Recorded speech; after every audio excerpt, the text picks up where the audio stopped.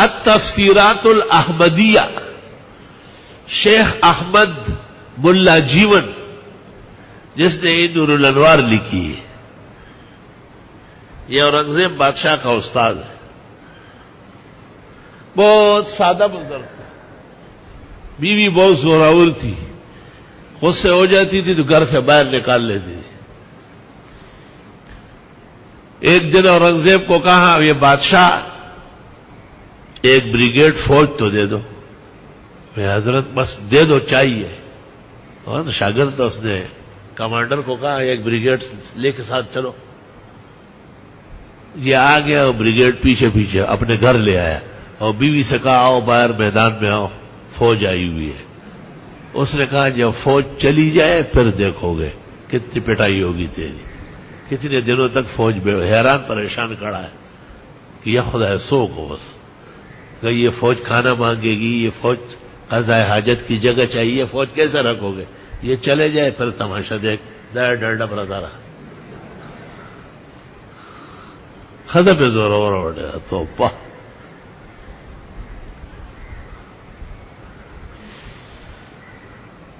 اللہ اکبر.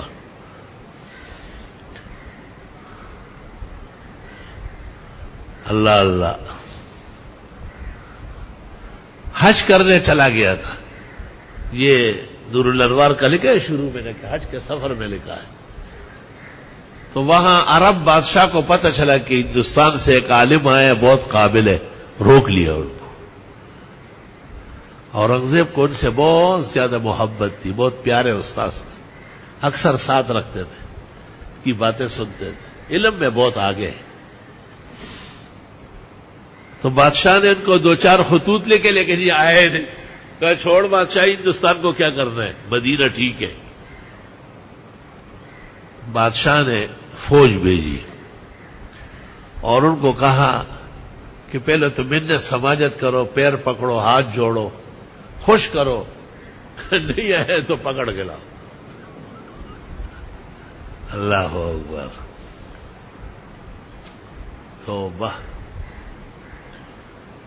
تو فوج نے کہا منت سماجت کی، اس نے کہا میں نہیں جاتا. تو کسی فوجی نے کہا حضرت شاہی آرڈر ہے، سمجھ گیا نا. تو اس نے کہا اچھی بات، اچھی بات.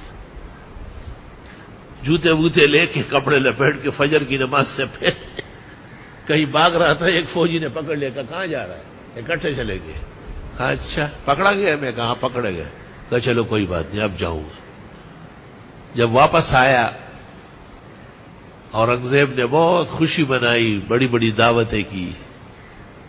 تو ایک دن اورنگزیب کو کہتا ہے تم کہتے ہو شاگرد ہو، تم نے فوج کو کیا کہا تھا کہ میرے استاد کو پکڑ کے لاؤ؟ اس وقت تم شاگرد تھے جب یہ الفاظ کہہ رہے تھے. تو اورنگزیب رو پڑا. مورخین لکھتے ہیں 6 مہینے روزے رکھے اس میں کہ مجھ سے استاد کی بیعت بھی ہوئی. 6 مہینے روزے رکھے. کہتے یار یہ تو واقعی گستاخی ہو گئی. بادشاہ فوج کو آرڈر دے کہ اگر نہ آئے تو پکڑ کے لاؤ. ایسا زمانہ تھا آداب کا اور احترام کا. انہوں نے ایک کتاب لکھی ہے التفسیرات الاحمدیہ. یہی جو فقہ ہے ہمارا آیات کے نیچے یہ جمع کی ہے، لیکن چونکہ ہندوستان کا دستور تھا قبر پرستی، تو اس میں لکھ دیا ہے کہ یہ گائے اور بکرے اور مینڈے جو درباروں پہ آتے ہیں یہ اچھے شوق سے کھاؤ. سارا جہان تو کہتا ہے وما اہل بہ لغیر اللہ ہے، لیکن اس نے اس کی تائید کی ہے. اس واسطے علماء دین نے ان کی تفسیرات احمدیہ کو پسند نہیں فرمائی. بھئی یہ ایک مسئلہ ان سے کمزور آ گیا. کہتے اتنے سادے تھے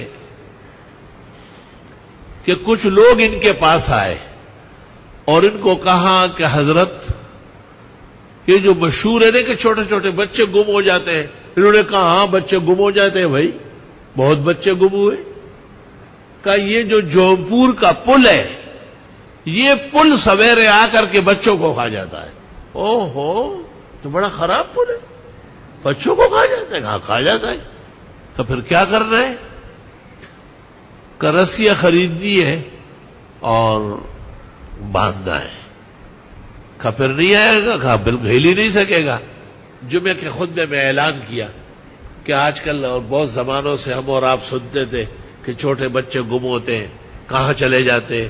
کچھ مخلصین آئے، ان سے پتہ چلا ہے کہ یہ پل آ کے کھا جاتا ہے، تو ان کے لیے پیسے جمع کرو تاکہ یہ رستے. اتنے سادے بزرگ. تو نماز کے بعد اورنگزیب نے پوچھا حضرت کیا بات ہے، کون آیا بچے کھانے؟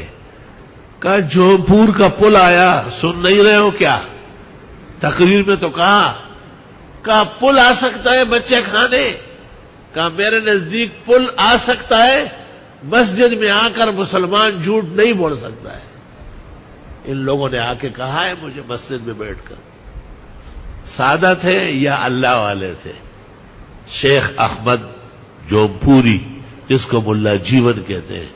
جیون اصل میں بڑے کو کہتے ہیں، قربان جائے اس پر میرا دل، یہ مطلب ہے. التفسیرات الاحمدیہ سنا ہے کہ کسی دوست نے پاکستان کے ساتھیوں میں سے اس کی تشریح کی ہے، اور ان کے بعض مسائل جو کمزور قلم سے لکھے گئے تھے اس میں کچھ توانائی پیدا کی ہے.